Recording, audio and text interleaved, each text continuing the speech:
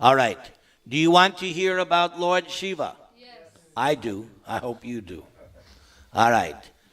This is from Śrīmad-Bhāgavatam. Please repeat. Once this thing turns on. Come on, play. Everybody chant the Maha Mantra. Ah, there it is. Hare Krishna, Krishna Krishna, Hare Hare, Hare Rama, Hare Rama, Rama Rama. I told Krishna Prem that I would dedicate today's program for Manjari, so I wanted to mention that. So please repeat. Om Namo Bhagavate Vasudevaya. Om Namo Bhagavate Vasudevaya. Om Namo Bhagavate Vasudevaya. Om Namo Bhagavate Vasudevaya. Om Namo Bhagavate Vasudevaya. Om Namo Bhagavate Vasudevaya. So yesterday was Shivaratri. My mother passed away in 2007 on Shivaratri. So this is the description in the Bhagavatam of how Lord Shiva appeared. Now Prabhupada does mention that there are other times where he appears directly from Lord Vishnu. But this is how it is depicted in Śrīmad-Bhāgavatam. So I beg you to please listen with rapt attention. And as this says, okay? Sri Maitreya said, this is from 3rd canto. 3rd and 4th cantos is a conversation between Vidura and Maitreya, which took place after the Battle of Kurukshetra. Vidura was touring, and after the disappearance of Krishna, that's when the conversation took place. In the beginning, Brahma created 4 great sages named Sanaka, Sananda, Sanatan, and Sanat Kumar. All of them were unwilling to adopt materialistic activities because they were highly elevated due to their semen flowing upwards. The idea is that if you are engaged in gross sense gratification and you're constantly engaging in sex, then the semen flows down.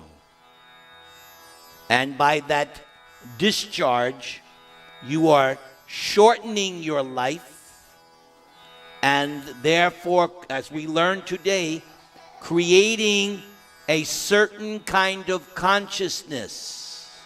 Okay? And that consciousness means lower consciousness.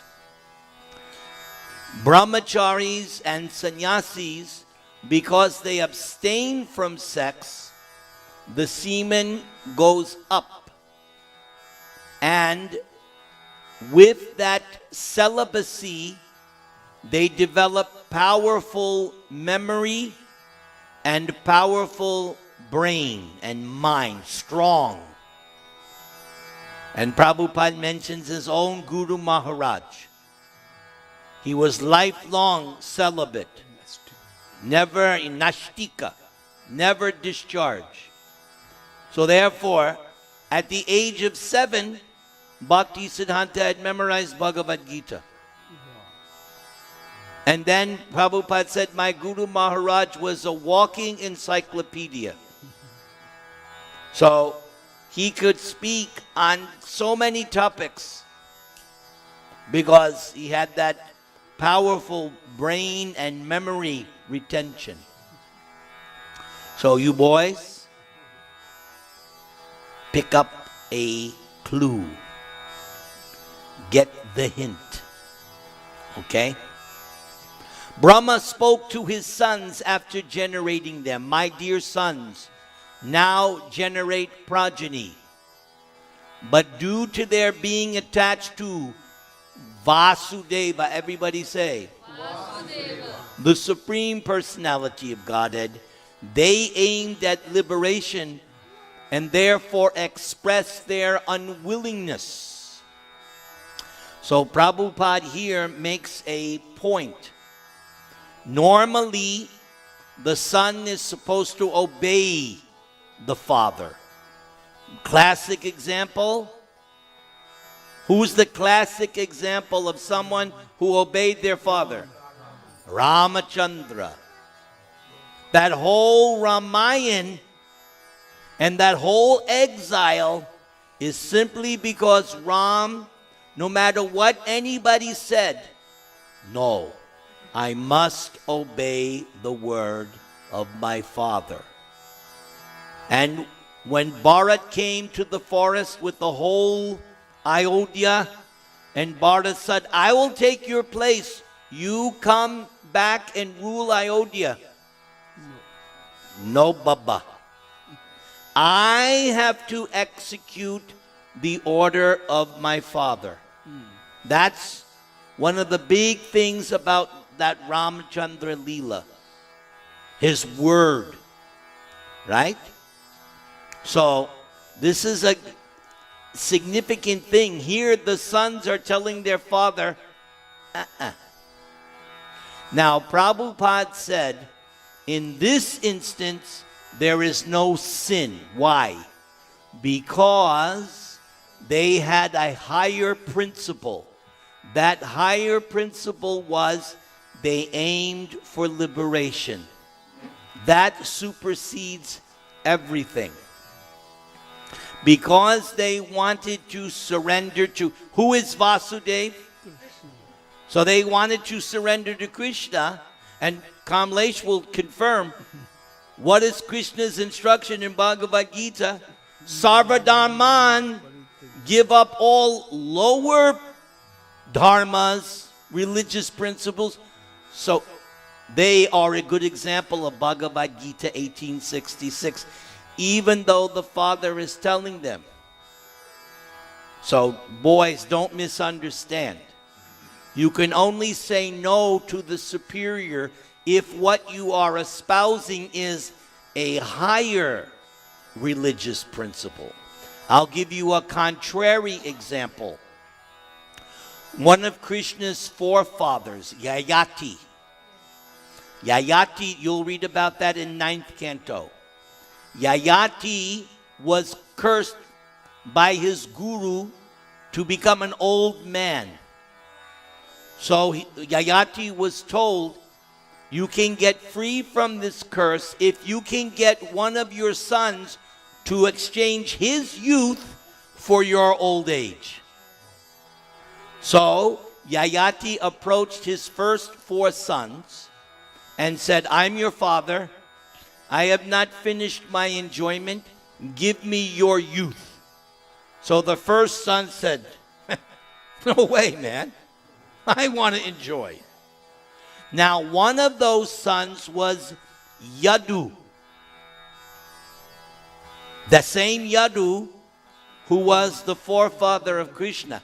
Now, he also said no, but different than his other 2 brothers, because the other 2 brothers said no simply on the basis of sense gratification.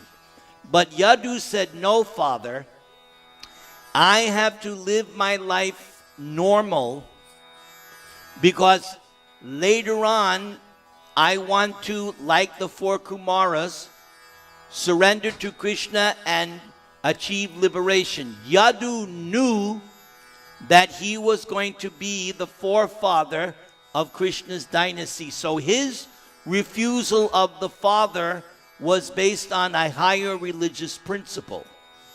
The other 2 brothers were cursed by Yayati, and they became founder acharyas of Malacha Yavana races.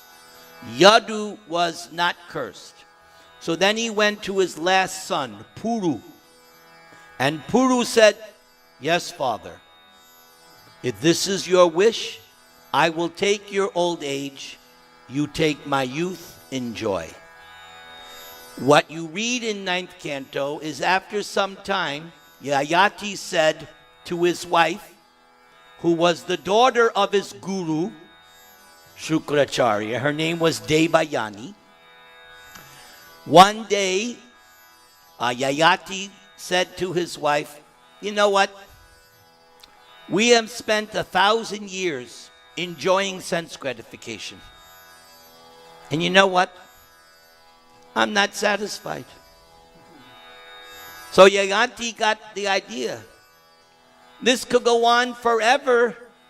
What do we learn from Bhagavad Gita? Is there any satisfaction on the material plane? No. You cannot find satisfaction on the material plane. So he preached to his wife. He told the story of the he-goat and the she-goat, which was actually the story of him and her. He told the story. So she understood. So then Yayati went to his son. Here's your youth back. I will now take your old age. And then him and Devayani spent the rest of their lives surrendering to Krishna, and they achieved liberation. So that's a side story. Let's get back to Lord Shiva. I'm in such a good mood. On the refusal of the sons to obey the order of their father, there was much anger generated in the mind of Brahma, which he tried to control and not express. Although he tried to curb his anger, it came out between his eyebrows, right? Because if you get angry, you but he controlled it, so it came out of his eyebrows. And a child mixed blue and red was immediately generated. After his birth, the child began to cry. O destiny maker, teacher of the universe, kindly designate my name and place. The all-powerful Brahma. Where was Brahma born? The navel of And what's his actual birthplace? Lotus flower. Pacified the boy with gentle words, accepting his request, and said, do not cry. I shall certainly do as you desire, O chief of the demigods. So Lord Shiva is chief of the, what is that word? Mahadev. Mahadev. You shall be called by the name Rudra by all people, because you have so anxiously cried. My dear boy, I have already selected the following places for your residence. There's 11. The heart. So you can get angry in the heart. The senses. Sometimes the senses become rage, right? Air of life. The sky. What happens when the sky gets angry? Lightning, thunder, which they're experiencing where Krishna Kumar's sister lives. So I hope he's online. So much snow and, right? The air, right? We just had in LA yesterday, tornado. Did you know that? There was a tornado somewhere in LA yesterday. Okay? Fire. We know all about that in California. Even yesterday, within all the rain, there was a fire. Did you know that? It was on. It showed. There was a fire even with all the rain. Water. What's a tsunami? Tsunami means the water is Rudra. The earth. I'm going to Santiago next week. They have the expression terremoto, earthquake. Please, Krishna, not another one. I had one. That's enough. Please, spare me at 4 o'clock in the morning. Hare Krishna, Krishna Krishna, Hare Hare, Hare Ram, Ram Ram, Hare Hare. Sun, right? Moon and austerity. Sometimes the sages, they do so much austerity, and then something happens, and out of anger they may curse someone because they have all that pent-up austerity, denial. My dear boy Rudra, you have 11 other names. Please repeat. Manu, Manu, Mahinasa, Mahan, Shiva, Ritadvaja, Ugrareta, Bhava, Kala, Vamadeva, Dridhavrata. O Rudra, you have 11 wives also called the Rudranis. And they are as follows. Please repeat. Dhi, Dhriti, Rasala, Uma, Niyut, Sarpi, Ila, Ambika, Iravati, Swadha, Diksha. My dear boy, you may now accept all the names and places designated for you and your different wives. And since you are now one of the masters of the living entities, you may increase the population on a large scale. In other words, this is the beginning of Brahma's creation. So, Brahma is smart. He's not going to do everything himself. The intelligence of a great leader is that he gets others. And I have my personal story with Prabhupada, where he chastised that sannyasi, and the sannyasi kept saying, I'll do it, and Prabhupada said, you will do everything. That is the qualification of the ass. I was right there when Prabhupada said it. I was like, what? It was my first morning walk with Prabhupada in Vrindavan, because Prabhupada was pointing out all these things that he had said 3 or 4 months ago, which should have been fixed, because they just opened the Krishna Balaram temple. There was still things undone. So when Prabhupada went to his inspection, why wasn't this done? And the sergeant, I'll do it, Prabhupada. Why wasn't this done? So he went through the whole temple, and when he got outside, Prabhupada said, yes, you'll do everything. Everybody was gathered around Prabhupada. Prabhupada went, you'll do everything. That is the qualification of the ass. This is my Guru Maharaj. He called somebody, a sannyasi, an ass. And there was Brahmananda. Brahmananda was Prabhupada, and he was smiling, going, I remember Brahmananda. Big Brahmananda, he was like smiling. Yeah, you guys are getting it. Yeah. He said the real qualification is to get the asses to do the work. Because he was co-president. We had a Grihastha president of that temple and a sannyasi. So Prabhupada was saying, you shouldn't do everything. You should inspire. You should relegate others. That's not sign of intelligence. Intelligence means, just like Krishna Kumar, are you doing everything in the office? You're doing most everything. You're giving, right? And you don't want them lazing. You want them working, right? Or just like, does Atta get the girls to help with the work here? No. She does everything. The girls should help. Well, who helped me today? That's all right. That's all right. All right. Sri Maitreya continued, the most powerful Rudra, whose bodily color was blue mixed with red, created many offspring exactly resembling him in features, strength, and furious nature. The sons and grandsons generated by Rudra were unlimited in number, and when they assembled together, they attempted to devour the entire universe. Hey, Sri Vallabh, do you get your boys to do work? Good. You're not an ass. Very good. That's the idea. That's Prabhupada's idea. You have learned something today. Very good. Meenakshi, do you boys help you? A lot. Good. They do most of the Very good. Yes. When Brahma, the father of the living entity, saw this, he became afraid of the situation. Brahma told Rudra, O best among the demigods, there is no need for you to generate living entities of this nature. Because what are they doing?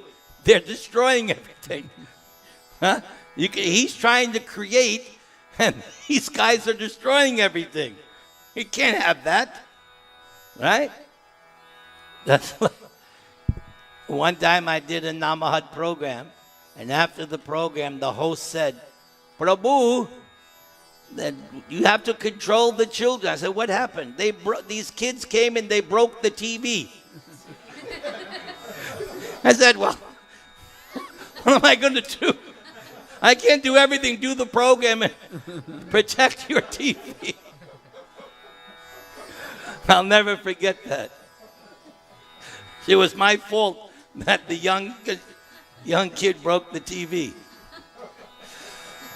They have begun to devastate everything on all sides with their fiery flames from their eyes. And they have even attacked me. So Lord Rudra's sons and grandsons, they were going after. Well, that's their nature, right? Rudra, what does Shiva do? Destroy. My dear son, you had better situate yourself in penance, which is auspicious for all living entities, and which will bring all benediction upon you. This is the same thing Narayan told Brahma. Right after Brahma was born, Narayan gave him the 4 verses of Bhagavatam. So one of the things Krishna said was that the potential power is penance. So whatever you want to do, material or spiritual, the success is dependent on your penance. And the greatest penance, celibacy. That's the greatest penance. You do that, you become super powerful. Prabhupada even said, Gandhi became powerful because I think it was the age of 30 or 35, he gave up sex. Huh? 36. So Prabhupada said, because that's how he was able to challenge the British. You all know Gandhi better than me, right? He's world famous. And that Martin Luther King based everything on Gandhi. So that penance, that is the key to success. Just like you kids, you can't do good in school unless you what? Study. That's penance. Okay? It's not that, I have a test tomorrow, let me play video game. You going to do good on the test? No, because you didn't do your tapa. That's what Narayan said. Tapa. Those were the 2 sounds Brahma heard and meditated on for so many years. Tapa. That's, and Krishna said, Lord Narayan said, that's the potential power. Tapa. Just like, why am I able to speak 1 hour, 2 hours, 3 hours? Why? Because during the week, what am I doing? I'm not watching TV. I'm not playing video games. I am studying and chanting Bhagavatam and Ramayana, so that when it comes time for Kundan-loka, I've got something. I have some tapa, on fire, or in Spanish, fuego. By penance only shall you be able to create the universe as it was before. By penance only can one even approach the personality of Godhead, who is within the heart of every living entity, and at the same time beyond the reach of all the senses. Therefore Krishna's name. No, what was that? Adhoksaja. Yeah, he's the master of the senses, but beyond the reach of the senses, So there are two names. Rishikesh, everybody say? Rishikesh. He is the master of the senses. And beyond the reach of the senses, one more time. Adhoksha. Thank you. That's why we like you to come to these programs.